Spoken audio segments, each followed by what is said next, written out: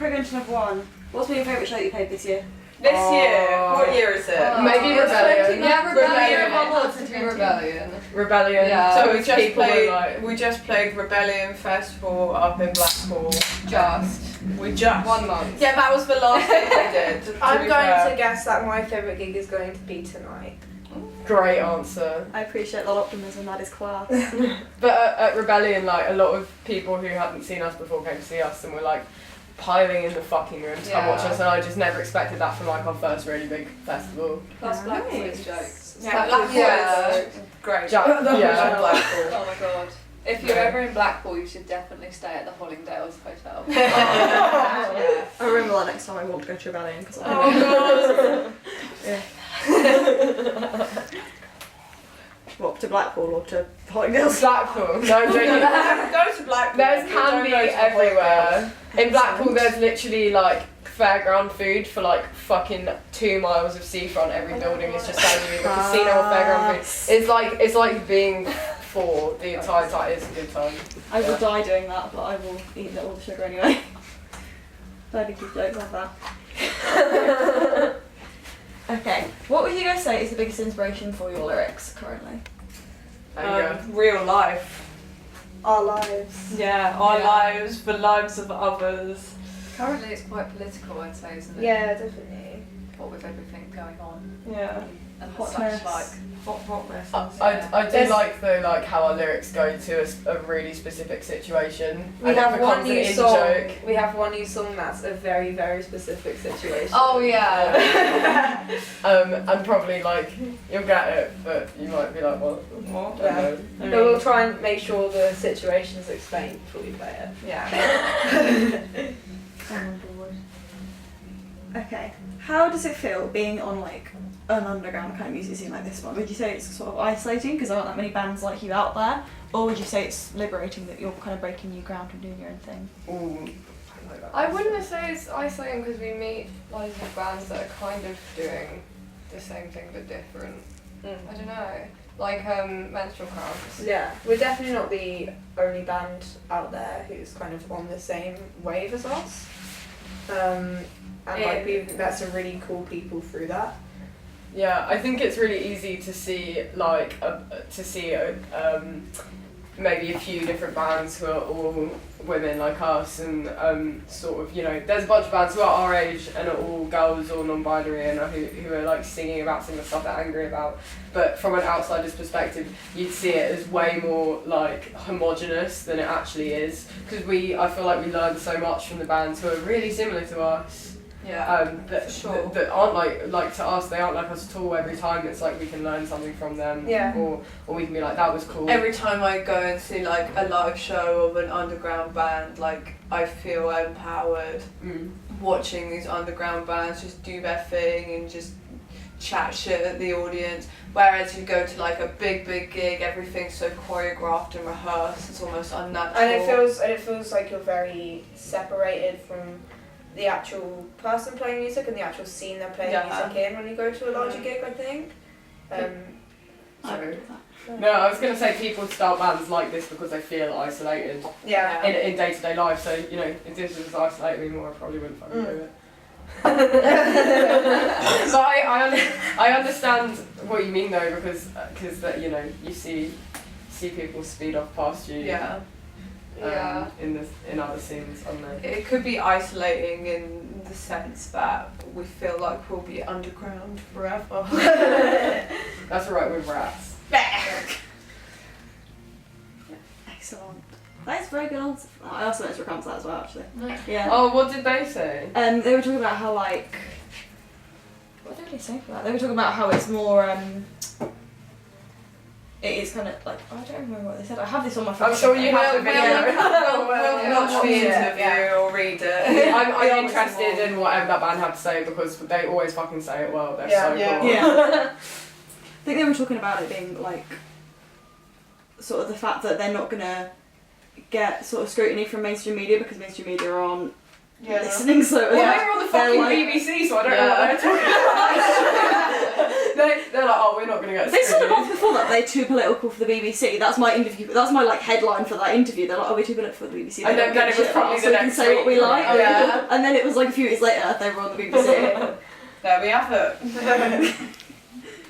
Okay, what are your favourite and least favourite things about the punk scene? Nazis are my least favourite. Yeah. I yeah. agree. Yeah. I agree. Like at Rebellion, Yeah, the menstrual Rebellion was cramps. insane. Yeah. I think that was still Yeah. Not to only mention the menstrual cramps. Yeah. but, We're a menstrual camp cover. but like they got some real big like shtick at.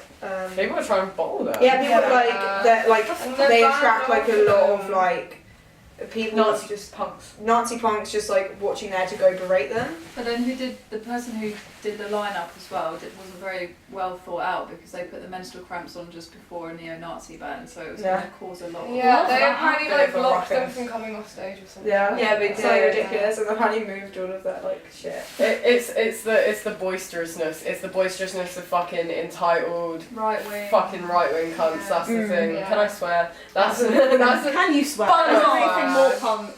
that's yeah. I'm so punk. Is it okay if I swear during this question about punk music? I'll No. bleep it once Please we do not start. say fuck or bugger. Yeah. No, it's literally just the most annoying thing is just like the fucking racist, sexist fucking idiots you encounter who do it in the name of punk because punk's like about not giving a fuck, man. Also, I think it's just like the macho aggression Yeah. that sometimes comes with that, Yeah. where people will literally like swing like a punch at Yeah, you, and but you're like, bro, I'm unfriendly just trying kids. to, like, yeah. The inconsiderate moshers. So I like you guys' pits because I feel like I'm not going to get punched in the face. I went to like Yeah. D Outwood and that was the worst Yeah. I've ever been in because it was all like dickhead 21-year-old boys trying to prove that Yeah. they're more manly than the Yeah, other yeah. ones. That's like doing shows with my other band who you came to see.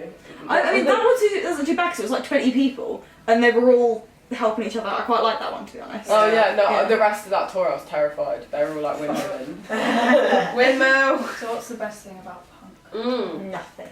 That's so punk. Getting to be a goddamn fool all the time. Yeah. Oh, honestly. yeah. It makes you so like playing punk music, which I've been doing for a long ass fucking time. We all have. It's just like there's something about the spirit of the scene and the people around you that will make you act like such a goddamn fool. I think it's freedom of expression as well. This expressing sounds yourself. This sounds strange, but Yeah, go back and it's the lack of standards for yourself. Yeah, no, the lack of having to worry, like, if we really, like, like the song that we wrote recently about the specific event. Yeah. Like, we think it's fucking bomb, but, I don't know, we're not scared when songwriting. I'm gonna put this. Yeah. Like, yeah, we're not scared about how the album will be as a whole or whatever. Yeah. We Yeah. just write the songs that we The want lack to of write. fear. Well, Yeah. Because if the whole thing about that is if you're Oh, yeah? about Yeah. punk music or if you're worried about it, it's just not that, I guess. Yeah. Some words. Is there anyone that you like to collaborate with? Oh, sorry. That's alright. I need to get my bag in the corner. I want to collaborate with anyone. It's too stressful. I I'm enough wanna. trouble writing my own songs. Yeah, I wanna collaborate with the rest of these people. Yeah, I I wish we'd get together and collaborate more often. Guys. Honestly. I want to collaborate with don't know, someone who gives a shit. stage performers more than I want to collaborate with bands. I want to collaborate with some fucking dancers who'll come do some dancing shit. Or I want to collaborate with Kate some. Tempest would be pretty Oh cool. yeah. Oh yeah, actually, if you could give me anyone, you could give me Kate Tempest, man. I love. I've got her lyrics tattooed. Yeah. Collab with us. Yeah, I would please. cry. Yeah. I met you when I was 10. I was at Boomtown and I cried. Hi, what you need? Sorry, I'm just gonna grab a drink. Do it. How come you want to collaborate with like stage performers then?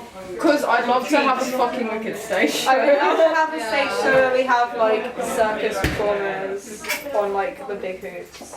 Like a punk band, but there's And someone on a acrobatics. motorcycle. Yeah. Someone on a And that's so motorcycle great. jumping. Oh, that'd be great. They Some jump acrobats. That would be magnificent and I would definitely go. Or some performance art. Yeah. You can find us some of those. Yeah. I can. That was like I was going to have a question leading on to that. Is there any creators, like not necessarily artists, just general creators that you find quite inspirational? I mean, yeah, narrowing it down. As a band. Yeah. Well, Noki is. Oh yeah, Noki. Noki. Right, my entire outfit is like made by him. I love the little flame guy on the back. Yeah. Look how cute. And he's so fluffy. He's been a designer for quite a while, and his whole like ethos is don't ever buy new. Take old clothing, especially like branded clothing like Adidas, and just fuck it up. Never buy new. Chop things up. So this is like a pair of jeans and tracksuit bottoms. Deface the brand. Stop being like a walking billboard for all of these corporations, shit like that. He's a great guy. N-O-K-I, Noki. And stop funding like the fashion industry, which is pretty much as bad as Where is that guy from? Where's what? That brand from. Noki? Yeah. Him. He does it all himself. He lives Where in is he from, like? Brighton. He lives in Brighton. Oh right, okay. He like grew up during the rave scene in the 90s, and he would like go to the rave and just start like cutting up everyone's clothes for them, and he became quite famous for it. But if you're ever like look him up or anything, he always wears a mask, shit like this, because he believes it's not about him or his face, it's about like the message and passing on the like ability to break free from the corporate bonds. Yes. Don't buy more shit. Since me, Buy more shit.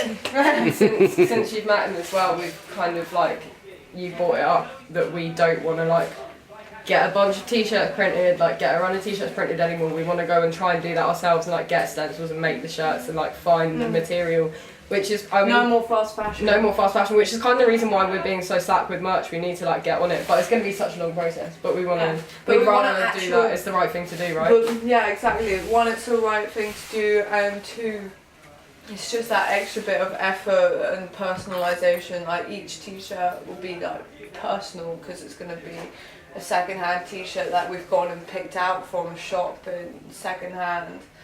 Stuff like this. It's not just That we spray paint ourselves or we cut up ourselves. yeah. So sorry that's taking long. Collector's item. No waste, exactly. Yeah.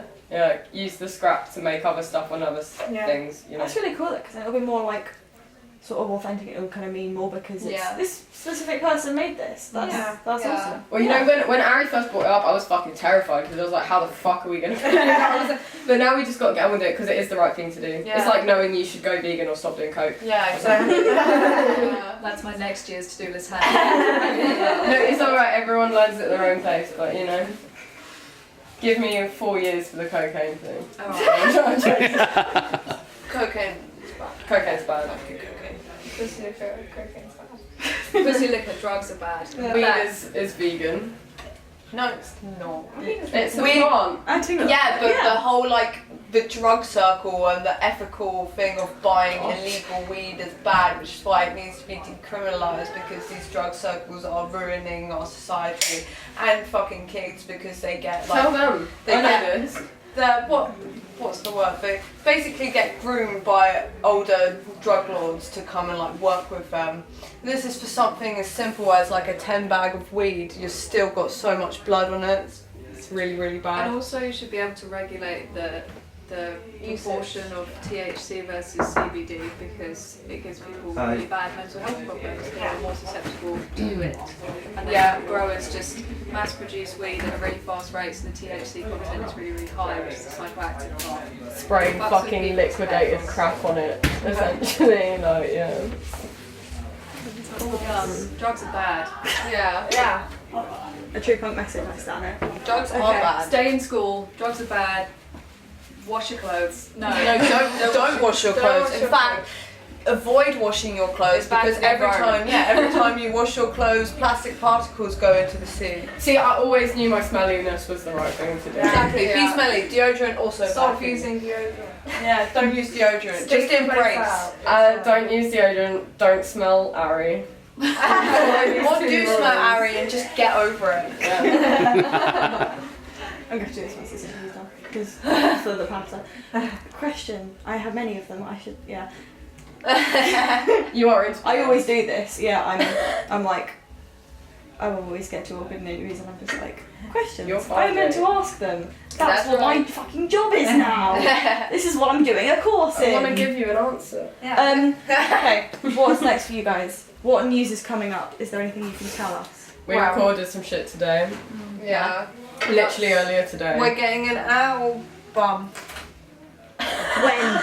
I want You've it. already got an album, that's your boyfriend. When is Yeah. when is the big question mark? That's When the it's secret. finished. When it's done. When it's Noted. time. We have some Don't ask us to We don't Send choose touch the release out. date for the album. The release date for the album chooses us. Yeah. Exactly. Yeah. It sounds fat though. Honestly, it's sounding fat. We still got It's gonna be lit. We still got to write a couple things. I think the next things is do the album and write some more tunes and sort of just keep the train rolling. Really, do some fashion, do some homebred fashion. Yeah, some homebred fashion. Who's producing it? My dad, Mark Waterman, he did like Yuck and Elastica and Swerve Driver and like Rep. Rep. Mark Waterman. Cool. Yeah, he's a cool dude. And because you guys are, DIY hunts, are you like kind of recording it in DIY sort of way? Not We're so lucky. Yeah, We're it's so so lucky because I swanky. used to work at the studio that we've been recording at. It's a really nice studio. It's catered out really nicely. Just because I play Dotto music doesn't mean I don't fucking love a nice amplifier. Doesn't mean I don't fucking love a good like tasty condenser mic. Do Doesn't you know what I mean we mean? don't love drum mics. Yeah, we love drum you know mic, that might be the only thing that we haven't ever skimped out on is the fact that we have a fucking excellent producer who actually like seems to really care, and we've done. Yeah, and he whips us into shape as well, I think, when we've recorded with him. Yeah, he does. He's really good at being like, shut up and play. If we did it DIY, I don't know how long everything would We take. still wouldn't have released like a single Yeah. song in our life. But even then, it's not like we've fucking given hundreds of quid to someone, it's like it's still been a family thing, it's been like a community Yeah, that's family true. thing. We've just so- been lucky. If we didn't Yeah. have that, it would probably be DIY. Absolutely. We're just really fortunate and we recognise that. Because your stuff is always really like well produced. I send like your songs on Spotify to people, to my mates. I know I hate Spotify, but I'll send like songs to my mates and stuff, and they'll be like, oh my god, this is how I produced. Oh. They'll be like the slaps when they This is how I got people to Finsbury. We probably sent everyone Lady Wank. I was like, and that's sending this to people. Yeah, thank you for that. You rep us hard, it's so good. It's Thank very you for good, it. to be fair. Yeah, we probably produce better than we deserve. Respectfully disagree. I won't lie, everyone. I'm getting quite fidgety. I don't have any more questions, luckily for you. So There you go. I'm sorry. Thank you for asking us questions. Shall we sign off? Yeah. Is that what you do? There, I just did it. Yeah, This what's is signing Pussyliquor. This is Pussyliquor. Out.